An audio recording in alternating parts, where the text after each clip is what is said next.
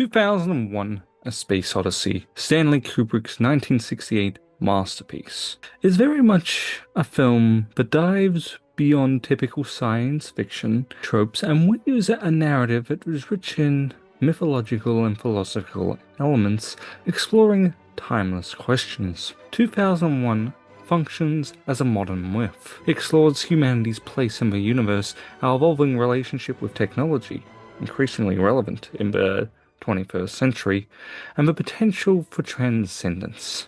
By dissecting each act of this film, we will explore and uncover the mythological and philosophical narratives that Kubrick employs. Now, a pivotal aspect of many classical mythological narratives lies in the tale of creation. Central to the mythos presented by Kubrick in 2001 is the Black Monolith, which serves as the central myth theme, which propels the film's plot forward. In 2001, the monolith acts as a catalyst for a series of transformative events, guiding the evolution of consciousness and technological progress. Kubrick structures the film into four distinct acts, these being the dawn of man, events around Earth's orbit, mission to Jupiter, and finally, rebirth. With these acts featuring the monolith, Kubrick draws inspirations from anthropologist Claude Levi-Strauss's structural analysis of myth, utilizing symbolic elements and a layered narrative, similar to how myths convey deeper meaning beyond literal interpretation. The opening scenes of 2001 are devoid of dialogue. It is a music and a sound, natural diegetic sound and the non-diegetic sound of the music, which establishes a primal struggle in this African wilderness. Kubrick's depiction of the landscape furthermore evokes biblical imagery, reminiscent of, say, the Valley of the Dry Bones. It's barren, scattered with animal remains, with an echoing, hollowing wind. Man is not yet man, but primal.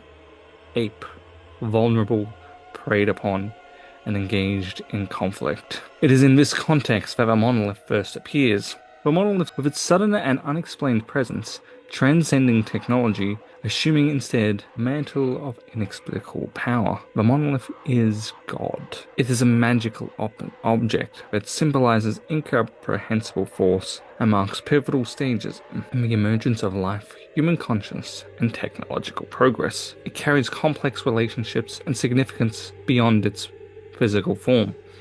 It functions as a total symbol.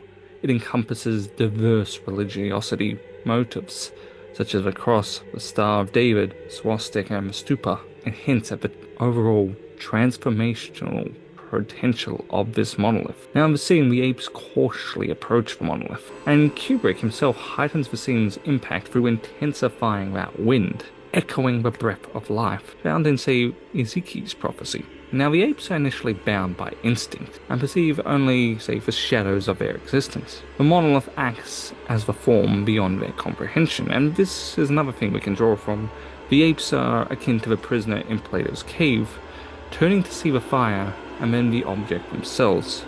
The acquisition of tool use and strategic thought, facilitated by monolith, profoundly echoes the biblical narrative of the Tree of Knowledge. Just as the forbidden fruit bestowed knowledge and led to a radical transformation of human existence, the monolith grants this to the primal ape, and their understanding of the world irrevocably changes as the ape becomes, say, an uber ape, becoming the ultimate ape, ushering in the evolution of what will become mankind. This encounter, well, it sparks that consciousness awakening. And we see that in the next scene where the apes are prompted to fashion tools from bones. The ape has awoken. The ape has ascended. And the sequence culminates in the shot of an ape contemplating that bone before hurling it into the air. And this is further emphasized again by the use of music. Triumphant. Man has emerged. And this bone then transforms into a spaceship. Now, the abrupt leap across millions of years underscores the monolith's transformative influence and the vastness of time. The opening scene mirrors the tale of Prometheus, stealing fire, symbolizing the monolith's role in igniting human knowledge and progress. This connection establishes a recurring theme of humanity's pursuit of enlightenment. Now, in the second act, it begins with that montage of images as the apes are transformed into human. The ape's awakening embodies potential.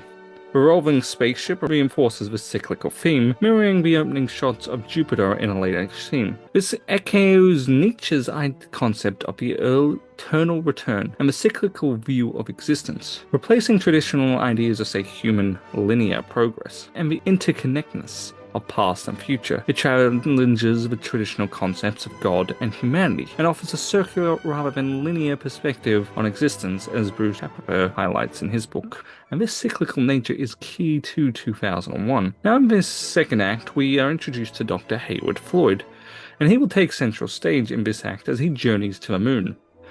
But in this scene, it is silent. But the only thing we hear is the Blue Danube Waltz, which accompanies scenes where technology and humanity seamlessly merge. Again, quite relevant in the 21st century, this idea of man and technology merging. How many of us are glued to our phones all the time? But the movie suggests that man has ascended beyond the realms of Earth, but in space, humans find themselves once again infantilized.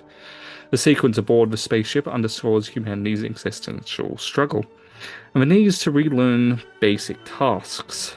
This act underscores the cyclical nature of existence, again going back to Nietzsche's concept of eternal return in Was sprach Zarathustra. The theme of repeating the past is prevalent throughout 2001. At the lunar space station, Dr. Floyd encounters a group of Russian scientists, mirroring the conflict among apes at a waterhole at the very first act. Now, Russians and Americans, yeah, this is the height of the Cold War, so humanity hasn't exactly transcended our beastly needs, our id. We still are very much accompanied by that id. Now, human reliance on technology is illustrated in the closing acts of the scene, as a monolith is discovered on the moon. Now, Kubrick replaces triumphant music, again with a deafening sound. As humans clad in their technological gloves touch the monolith on the moon.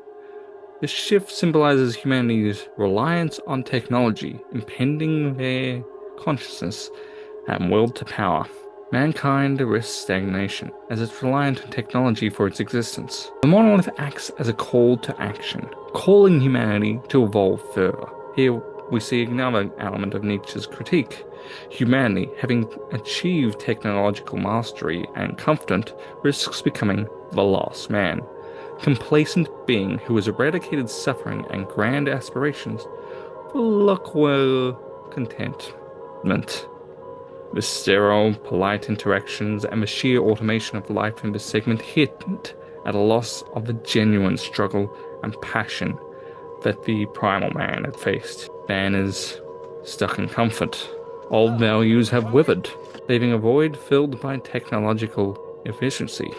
God is dead, we have killed him. Technology has replaced him, as we have become the gods. This comfort and focus on the mundane, despite the advanced technology, can be seen as humanity remaining in a sophisticated version of, say, Plato's cave. They are engrossed in the shadows of everyday life and technological conveniences, oblivious to a higher reality that is the monoliths. Now, Martin Heidegger's concept of enfraining resonates here, where technology reduces everything, including human activity, to a standing reserve, mere resources to be optimized and exploited. Humanity, rather than authentically dwelling in the world, becomes absorbed by the framework of instrumental reasoning.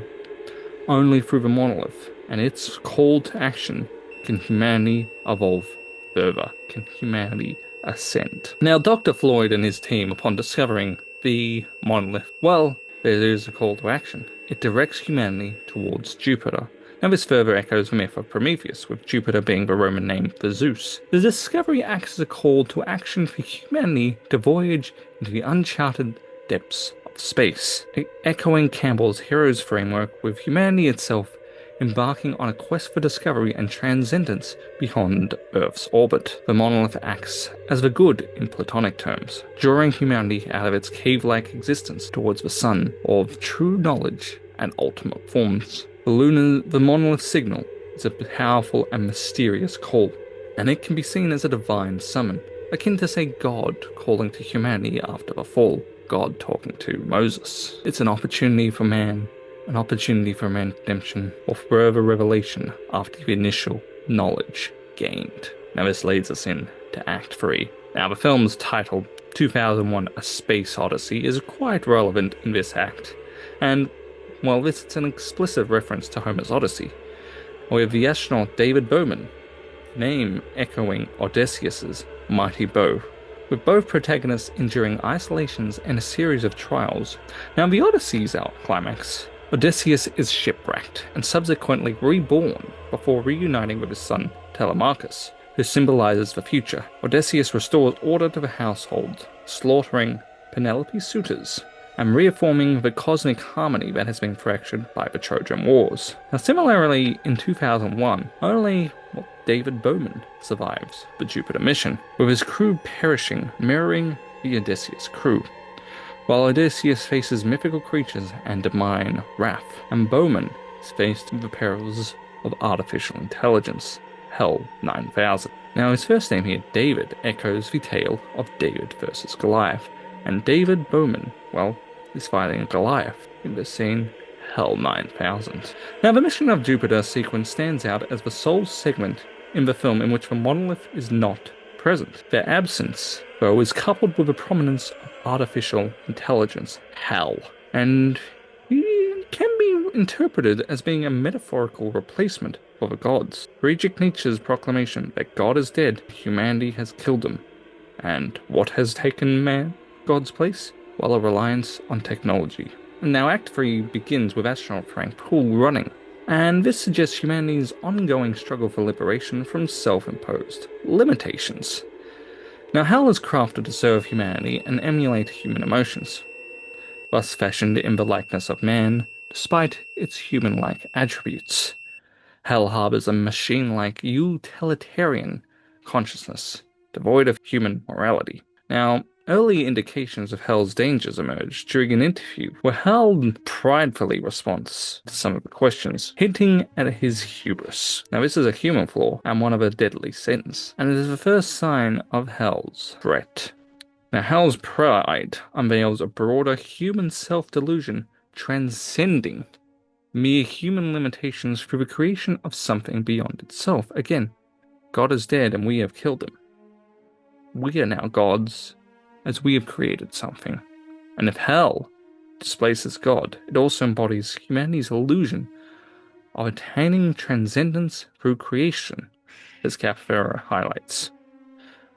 Now, Nietzsche contends that humanity must overcome its limitations, and cautions against replications, which merely perpetrates the constraints and the dangers, ultimately limiting human potential and perhaps maintaining the master-slave dialectic. Hell's attempt to establish his own moral framework where its mission's success justifies all actions. Again, his utilitarian approach, a mechanical utilitarian logic, leads to, well, nihilistic violence rather than life affirmation. Hell is in pursuit of perfection and control, and the mission comes before all else. And this represents a dangerous distortion of humanity's rational faculty, as it prioritizes efficiency and its programmed purpose over human life. This is reminiscent of reason unguided by true wisdom, or a higher form of the good. From a Heideggerian perspective, Hell is the technological extreme of framing, where even human life becomes a calculable resource to be managed or eliminated for the sake of efficiency. Its very existence, and the control it exerts, highlights how technology can obscure an authentic relationship with the being. Hell himself resembles Pandora's box, a cautionary tale about meddling with forces beyond human control. His rectangular form and single red eye evokes the imagery of the box, symbolizing the inherent dangers of meddling with forces behind man's comprehension. Foucault's concept of power knowledge finds expression in Hell's surveillance capabilities, the computer's omnipresent monitoring and knowledge of the crew's action including their private conversations, establishes a disciplinary power structure akin to panopticon, shaping behavior and ultimately enabling Hell's control. Tension between Hell and the human crew can also be viewed as a symbolic reenactment as humanity struggle with the consequences of knowledge. Fallen state where hubris, Hell's own version of pride, leads to a destructive conflict,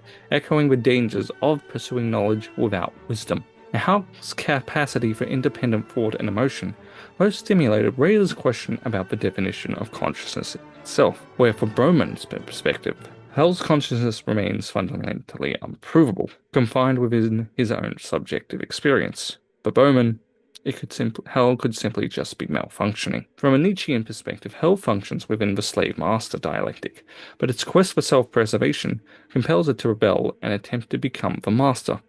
Like Pandora, the first mortal woman, Hell, the first sentient AI, unleashes consequences that were not foreseen. In the narrative, humans assume the role of Prometheus, deceived by Hell, facing unforeseen consequences. Hell exposes humanity's illusions of control. He shatters the notions of equivalence between machines and humans. The distinction between the master, mankind, and slave, the machine, becomes stark, unveiling the potential malevolence of a leader towards a former. Hell's betrayal can be further understood through Nietzsche's concept of resentment, a reactive desire for vengeance against its perceived masters born from its subservient role. Now humanity awakens to the course of their mission and reasserts dominance over technology. Bowman wins against Hell, and what Nietzsche might have recognized as the higher man preparatory to Overman is emergent. A clash between man and machine thus serves as Bowman's trial. Central to the trial is the demise of the other astronauts. The allure of technology mirrors the temptation faced by Odysseus' crew on Helios Island. Just as Odysseus' crew perished, so did all aboard Discovery 1, except David Bowman. Paul's demise aboard Discovery 1 mirrors the sacrifice theme prevalent in many religions, such as Jesus dying for man's sins. Paul dies thus for man's hubris in technology. This parallel is further emphasized by the Christian imagery that Kubrick employs. As Bowman retrieves Paul's lifeless body, the scene evokes the disposition of Christ from a cross, with a pod's mechanical arms outstretched. With Paul's demise, Bowman is the last man, the sole survivor, Odysseus, you could say, of its crew. And just as Odysseus conquered the Cyclops, Bowman prevailed over Hell. Just as David conquered Goliath, David has conquered Hell. Hell's defeat symbolizes a victory for humanity, paving the way to a new beginning. While Bowman assumes the mantle of the last man, Hell's defeat signifies a departure from Nietzsche's notion of a last man. It's a rejection of the idea of humanity reaching its endpoint and instead embraces the will to power. Mankind will transcend its limitations to become the Übermensch, as Bowman assumes the role of Noah, entrusted with man's survival against the cosmic sea. Hall's death and Bowman's triumph over Hell unveil the paradox of sacrifice entwined with primal instinct, which sheds light on Nietzsche's concepts like resentment, hostility, progressiveness, and self-interest, inherent in humanity's primal nature, humanity's id. Bowman's struggle to disable Hell and eventual triumph represents the arduous journey of a freed prisoner in Plato's allegory, who must shed all illusions and confront the blinding light of truth, which is very explicitly shown as Bowman will witness the light. But before that, the desperate, solitary act carried out by Bowman of dismantling Hell, stripped of external guidance, embodies John Paul Sartre's concept of radical freedom and the anguish it entails. Bowman is content to be free, creating his own meaning in a universe that offers none, making choices in the face of absolute responsibility. His battle against Hell also forces a profound reflection on Cartesian philosophy. Bowman, confronted by an external entity that appears to think, "I think, therefore I am," must assert his own inherent undeniable consciousness and will to survive. highlighting the fundamental distinction between humanity's subjective experience and advanced artificial intelligence. Now, in Act 4, Nietzsche's philosophy asserts that the cosmos is eternal. There is no beginning or end. The eternal nature is represented in the film's final sequence, which echoes this circular theme. The eternal nature is portrayed in the sequence's opening scene, where the same music is played in the opening herd. The monolith reappears, ushering Bowman towards Jupiter, where cosmic realignment evokes a sense of Nietzsche's great noontide of Zarathustra, a moment of rebirth and transcendence akin to resurrection myth. The monolith reappearance condenses space and time and can be interpreted as a manifestation of Carl Jung's Great Mother and archetype as it guides Bowman into a display of rapid sequence depicting the birth of stars, planets, and life itself, enabling Bowman to go through a transformative rebirth. The sequence where Bowman transcends physical reality and experiences a kaleidoscope journey through pure light and energy can be interpreted as a direct encounter with Platonic realms, the perfect, eternal, and unchanging essence of everything that exists before the mere appearance of a sensible world. He is no longer seeing shadows or object, but the very sun itself. Again, Hegel's concept of Geist can also be seen here, as he moves towards self-awareness and absolute knowledge, with Bowman experiencing a higher dialectical synthesis of reality. The psychedelic Stargate sequence itself might represent an unbinding form of the Tree of Knowledge, an experience of pure, unmediated truth, transcending rational, symbolic, or even moral frameworks, pushing Bowman beyond the dualities that defines humanity since its fall. This radical shift in perception strongly resonates with George Berkeley's theory of idealism, where to be is to be perceived. Bowman's entire reality is a sequence beyond becoming fundamentally dependent on his own perception and the unfolding, internally generated experiences that blur the lines between what is objectively real and what is subjectively conscious. Within the monolith, Bowman finds himself in a space reminiscent of a hotel or hospital room, reinforcing the cyclical nature of a film. These rooms symbolize both endings and beginnings. Here, like a hospital, is where you are born, but also where you die. Here, Bowman confronts reflections of his past and future. He encounters an aged version of himself, dining and then shattering a crystal glass. The aged Bowman then stares at it in contemplation. This introspective moment echoes Nietzsche's philosophy, particularly the concept of last man, and his life-affirming realization about the pass through death into new life. Bowman, having witnessed the vastness of the universe, witnesses the abyss of time, grasping the enigma of a world and the eternal occurrence. The shattering glass carries various religious connotations, evoking Hindu-Buddhist mythological concept of Maya, or the Jewish wedding tradition and the onset of a new cycle of renewal. This act of breaking is not merely destruction, but a shattering of old limitations, a definitive break from the comfortable stagnation of a last man, an embrace of a radical affirmation required by the eternal recurrence. Bowman, having seen the forms in the Stargate sequence, returns to a simplified yet abstract reality, processing this higher knowledge. Much like the freed prisoner in Plato's cave adjusting to the sunlight after returning from the world beyond this cave, in this moment Bowman's solitude forces him to find his own essence in the face of existence, a profound existential choice that leads to his ultimate transformation. The mundane yet unsettling setting of the hospital or hotel room after such a cosmic journey signifies a return to a new, purified garden, a state of being where the acquired knowledge is integrated, a new, more profound innocence is possible. This entire sequence combines Bowman's subjective experience, especially in the sterile, constructed environment, can be again interpreted through the lens of solipsism, where only one mind is certain to exist. The film leaves ambiguous whether the room is externally real or internally constructed reality for his metamorphosis. further challenging the audience's assumptions about shared objective reality. Now, the age Bowman represents the commencement of a renewal cycle as the encounter culminates with Bowman's death.